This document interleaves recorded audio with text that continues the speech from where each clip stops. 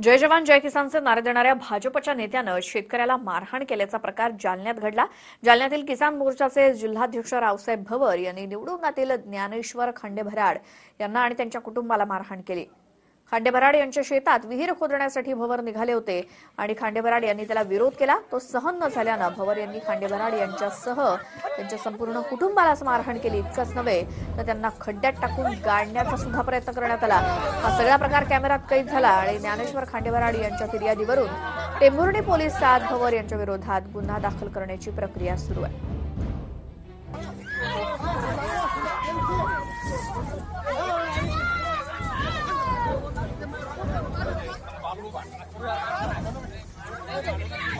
जालन्यातल्या निवडुंगा या ठिकाणची ही घटना आणि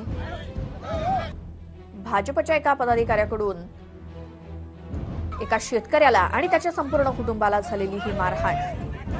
यात शेतकऱ्याच्या शेतामध्ये विहीर खोदण्यासाठी निघालेले असताना शेतकऱ्याने त्याला विरोध केला आणि हा विरोध सहन न झाल्यामुळे या शेतकऱ्याला आणि त्याच्या संपूर्ण परिवारालाच मारहाण करण्यात आली।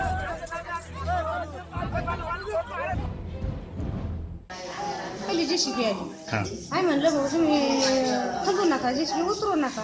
ते भाऊ काही उतरली नाही, त्यांची पुढे नाही। मग याला परत असं केलं। पहिले जेसीबी म्हणजे आमच्या मालकाला लुटून दिलं, म्हणून गाडी गेले आता आपली भांडणं करायची नाही। पण दुसरी जेसीबी आली असं घेऊन मग ते दोन पोरं आम्ही तिघी जण गेलो। म्हणलं भाऊ जेसीबी उतरू नका, जेसीबी उतरू नका म्हणलं। तर तिला धरून तिला आम्हाला उचल केलं त्या गड्ड्यातच दाब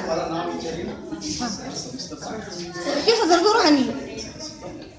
आमचं कोण होतं गड्ड्यात दाबलं, गड्ड्यातच दाबलं, गड्डा पहा सगळं पहा सगळं।